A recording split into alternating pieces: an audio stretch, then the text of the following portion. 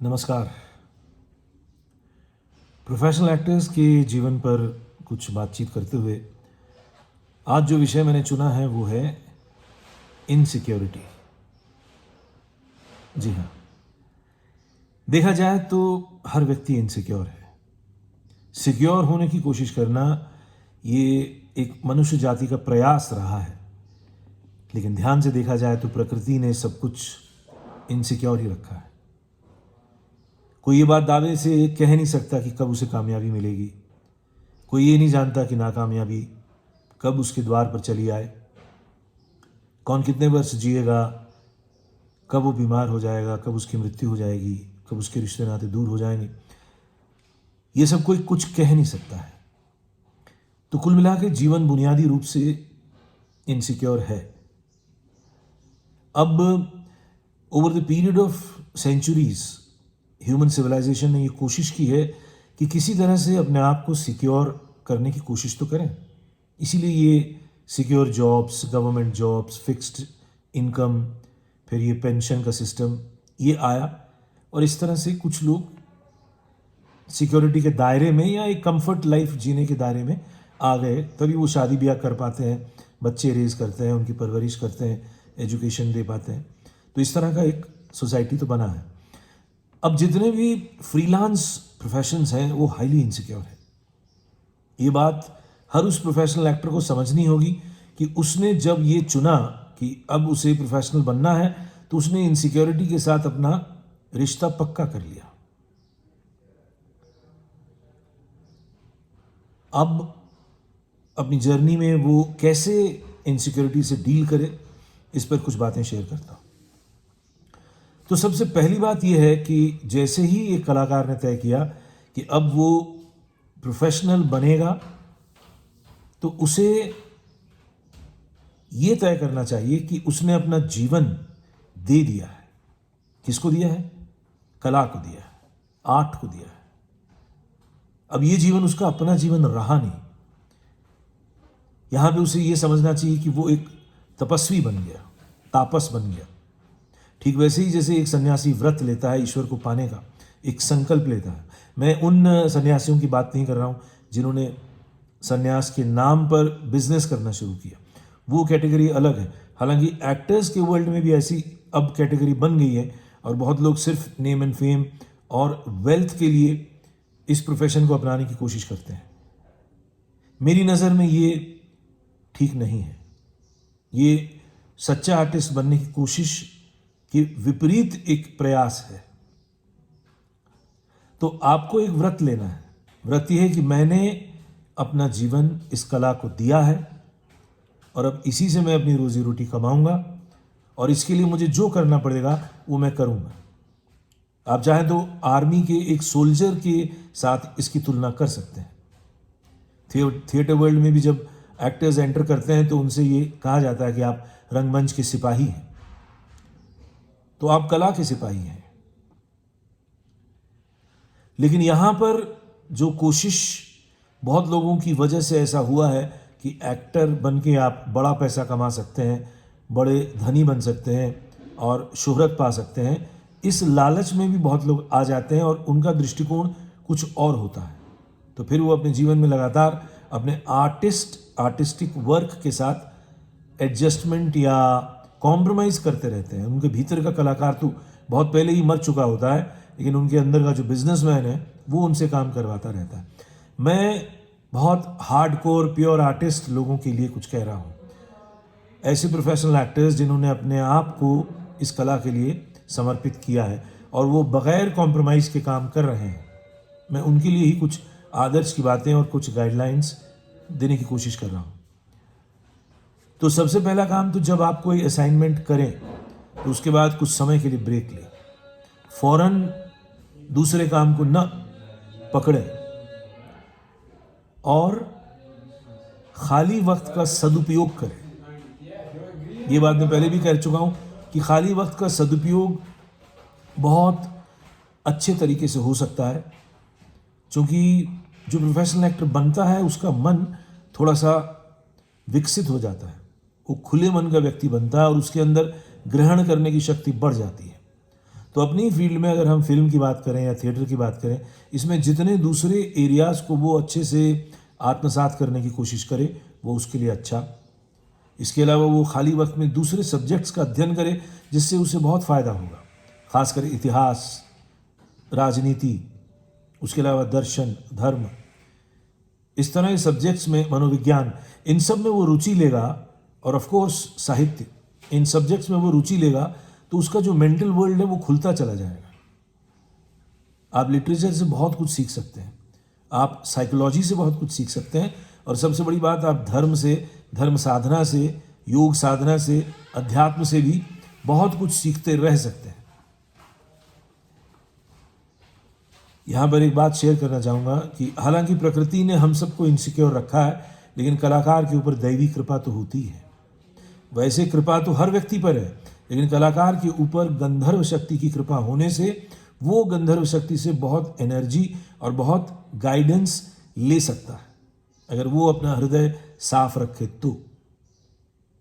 लेकिन अभी जैसा हो गया है समाज में, एक्टरों का चलन ऐसा हो गया है कि वो अब वैश्य माइंडसेट से चलने लगे हैं, और कई लोग अपनी टीनेज लाइफ में या अर्ली 20s में कई बार अलग अलग प्रोफेशंस को स्टडी करते हुए ये देखते हैं किस प्रोफेशन से वो जल्दी जल्दी बड़ा पैसा कमा लें। तो बहुत लोग एक्टिंग के प्रोफेशन में भी या मॉडलिंग के वर्ल्ड में भी इसी नज़र से आने की कोशिश करते हैं। तो ये चिंतन ठीक नहीं है। तो वो लंबे अरसे का खिलाड़ी नहीं बनता और वो अंदर से एक कलाकार नहीं बनता। जीवन जीने के लिए अलग अलग दृष्टि की आवश्यकता है। तो कला भी एक दृष्टि है, एक वर्ल्ड व्यू है। तो आपका वर्ल्ड व्यू एक आर्टिस्ट का वर्ल्ड व्यू बनना है। वो संजीदा है, वो संवेदनशील है, वो अन्याय के खिलाफ बोल सकता है, बोलने की आवाज़ होनी चाहिए उसके पास, चाहे वो लिख के ही बोले या महसूस करे या किसी कैरेक्टर के ज़रिए बोले, किसी ड्रामा में, किसी फिल्म में। फिर उसके पास जब वो दर्शन का अध्ययन करता है तो उसके पास रूहानी जगत की बहुत सारी बातें उसे समझ में आती हैं। तो वो चरित्रों के माध्यम से उन्हें प्ले कर सकता है और उन्हें अभिव्यक्त करके जनता तक, समाज तक पहुंचा सकता है। तो बहुत स्कोप है ईमानदार आर्टिस्ट बनकर कुछ काम करने का। यदि आप अपने आप को बेचकर, अपनी आत्मा बेचकर काम करते हैं और पैसे कमाते हैं, जो कि एक टेंडेंसी है प्रोफेशनल वर्ल्ड में, तो आप सिर्फ रुपया पैसा कमाने का एक जरिया बने हैं, बस ये जान जाइए। अब प्रोफेशनल एक्टर बने हैं तो आप अगर बिना अपनी आत्मा को बेचे धन कमाएंगे और साथ ही साथ अपनी कला को परिमार्जित या पॉलिश करते हुए जिएंगे, तो आप डेफिनेटली एक बेहतर मनुष्य भी बनते जाएंगे, आप इवॉल्व होते जाएंगे। और ये जो बेहतर मनुष्य बनना है, ये असली लक्ष्य है हर व्यक्ति का। यदि आप एक बहुत अच्छे साइंटिस्ट भी हैं तो भी आप एक बेहतर मनुष्य बनने की राह पे चल सकते हैं। कलाकार हैं तो भी बेहतर मनुष्य की राह पे चल सकते हैं। और अगर धर्म और अध्यात्म की मदद से उस राह पे चले हैं तो डेफिनेटली आप इवॉल्व होने के राह पे हैं। प्रकृति ने मनुष्य को इस मुकाम तक ला दिया है, लेकिन यहाँ से आगे बढ़ना मनुष्य की अपनी जिम्मेदारी है। और कला एक रास्ता है, कला एक मार्ग है। तो अपने आप को कुछ वक्त हमेशा खाली रखें और एकदम पैसे कमाने के लिए ही रोल करना है ऐसा न करें, और खाली वक्त का सदुपयोग करते रहें। तो आप इनसिक्योर रहते हुए भी एक ठीक ठाक जीवन जी सकते हैं। हाँ, इसमें जो खतरे हैं वो यही है कि अगर आप डिप्रेशन में चले जाते हैं तो आपका रूटीन बिगड़ जाता है। तो उसमें संकल्प की ज़रूरत है, उसमें एक प्रकार के साधना की ज़रूरत है, और वो आपको आध्यात्मिक जगत से मिल सकता है। सभी कलाएं डिविनिटी से कनेक्टेड हैं। यहाँ पे एक बात शेयर करना चाहूँगा। इतिहास में जब कला सामने आई तो कला के ज़रिए मनुष्य जाति ने या मनुष्य के वाइज लोगों ने एक रास्ता ढूंढा कि डीप फिलोसॉफिकल विजडम की बातें जो शब्दों के ज़रिए डायरेक्टली नहीं पहुंचाई जा सकती थी, उसे कला के माध्यम से from one generation to another generation transmit करने की कोशिश की। और वही कोशिश आज तक हमारे पास मौजूद है, जो हम समाज में देख पाते हैं कि इतना विराट काम हुआ है संगीत, नृत्य और माइथोलॉजी के जरिए ड्रामा के क्षेत्र में। ये छोटा मोटा काम नहीं है। जनमानस तक उन गूढ़ विचारों को, उन दर्शन के विचारों को कला के माध्यम से पहुंचाना ये कोई छोटा मोटा काम नहीं हुआ है। तो अभिनेताओं और उनके साथ साथ लेखक और डायरेक्टर्स की ये जिम्मेदारी है कि हम अगर इस पर चिंतन करें कि इनसिक्योर लाइफ को जीते हुए जो डीप वैल्यूज़ के विषय हैं उन पर काम करके समाज को थोड़ा सा बेहतर बनाने की कोशिश करें, जिसका असर मनुष्य पर भी पड़ेगा, समाज बेहतर होगा, इंडिविजुअल भी बेहतर होगा, तो कला का सही कार्य हुआ है ऐसा माना जा सकता है। पर जैसे ही व्यक्ति लक्ष्मी का दास हो जाता है, कलाकार जैसे ही लक्ष्मी के चरण छूने लगता है और उसी से ग्रेस पाने लगता है, तो उसके अंदर का जो आर्टिस्ट है वो कॉम्प्रोमाइज जीवन जीना शुरू करता है।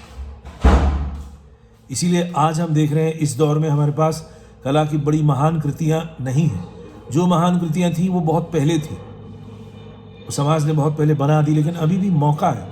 आज इस वैज्ञानिक युग में, आज इस नए टेक्नोलॉजी से भरे हुए युग में नए माइथोलॉजी की ज़रूरत है, नए आर्टिस्टिक और क्रिएटिव वर्क की ज़रूरत है। हाँ, हम टेक्नोलॉजी से बहुत कुछ अच्छा क्रिएट कर रहे हैं जहाँ तक सिनेमा की बात है, लेकिन जहाँ तक कंटेंट की बात है, जहाँ तक समाज को इंस्पायर करने की बात है, वैसा हम कुछ क्रिएट नहीं कर पा रहे हैं। उसकी वजह यही है कि हम रुपए पैसे के दास हो गए हैं। तो रुपए पैसे की दासता से मुक्त होकर इनसिक्योरिटी के साथ जीते हुए यदि हम अपने कलाकार को कलाकार के ज़रिए उस तरह से काम करते जाएंगे तो डेफिनेटली हज़ारों साल के लिए कुछ अच्छी चीज़ें हम दे सकते हैं। तो कुल मिला के प्रोफेशनल एक्टर के लिए मैं ये कहना चाहूँगा कि आप इनसिक्योरिटी से घबराएं नहीं और इस मंत्र को फॉलो करने की कोशिश न करें कि make the hay while the sun shines, कि अगर आपको अभी काम मिल रहा है तो आप लपक लें हर तरह का काम, जहाँ से भी जो आपको इनवाइट कर रहा है आप उसको पकड़ लें। इसकी ज़रूरत नहीं है। संघर्षरत रहें, समय बिताएं अपने साथ, समय बिताएं अध्ययन के लिए, समय बिताएं अपने आप को पॉलिश करने के लिए, और प्रकृति आपकी सहायता करती रहेगी। ऐसा कभी नहीं हुआ है कि कोई भी ईमानदार कलाकार भूखों मरा है। यदि कोई भूखों मरा है तो उसकी वजह कुछ और थी, उसकी अपनी गलतियां थी, उसका शराब की तरफ चले जाना, उसका चरस की तरफ चले जाना और उसका आलस्य से भरा हुआ जीवन जीना, सुबह 12-12 बजे उठना, ये सब अवॉइड करना होगा। इनसिक्योर जीवन है लेकिन डिसिप्लिन्ड लाइफ में रहना होगा, तो देखिए जीवन और बेहतर हो सकता है। तो इसी से जुड़ी हुई बहुत सारी और भी बातें हैं कि कैसे कलाकार को स्पिरिचुअल ट्रैक पर चलना चाहिए, तभी वो शराब और चरस और दूसरी जो वाइसेस हैं, दूसरे जो बुरे काम हैं, उनसे वो बच सकता है। और जैसे ही सक्सेस आती है या नेम एंड फेम मिलता है, हर एक्टर उसी बुराई के मार्ग पर क्यों चला जाता है? इसकी वजह ही है, जैसे मैंने लक्ष्मी का नाम लिया थोड़ी देर पहले, लक्ष्मी जब आपके घर में आती है दरवाजे से, तो याद रखिएगा पाप खिड़की से चला आता है अपने आप। तो लक्ष्मी और पाप का चोली दामन का साथ है। तो अथाह धन कमाने वाले लोग एक तरह से पाप युक्त जीवन ही जीते हैं और उन्हें जो ग्रेस मिला था शायद अपने पिछले जन्म की मेहनत से, उन्हें जो कृपा मिली थी उन दैवी शक्तियों से, उन गंधर्व शक्तियों से, वो उन्होंने गंवा दी। जैसे ही आपने अथाह धन कमाना शुरू किया, आपने वो ग्रेस खो दी। खैर वो वैयक्तिक ये है, लेकिन सामूहिक जगत में हमें ये प्रयास करना चाहिए कि कैसे हम ईमानदारी से एक कलाकार का जीवन जीते हुए डिसेंट लाइफ जिएं और इनसिक्योरिटी के साथ रहें। इनसिक्योरिटी का अपना आनंद है। सोचिए, कल्पना कीजिए उस सन्यासी का जीवन जिसे ये नहीं पता कि उसे शाम की रोटी कैसे मिलेगी। और जब हम सब स्टूडेंट थे, छोटी उम्र के थे, 18-20 साल के थे, हमारा जीवन भी ऐसे ही था। कई बार पता नहीं था कि कल का खाना मिलेगा या नहीं मिलेगा, पर कृपा हो जाती, कोई दोस्त आ जाता, कोई रिश्तेदार आ जाता, कहीं से कोई असाइनमेंट आ जाता और उसमें आपकी इन चीज़ों का इस्तेमाल, इन चीज़ों का इंतज़ाम हो जाता था। इसका अपना आनंद है, इसका अपना सुख है। तो आज ये रही इनसिक्योरिटी से जुड़ी हुई कुछ बातें। अगले वीडियो में कुछ और बातें प्रोफेशनल एक्टर के जीवन से जुड़ी हुई। तब तक के लिए नमस्कार, दिन शुभ रहे।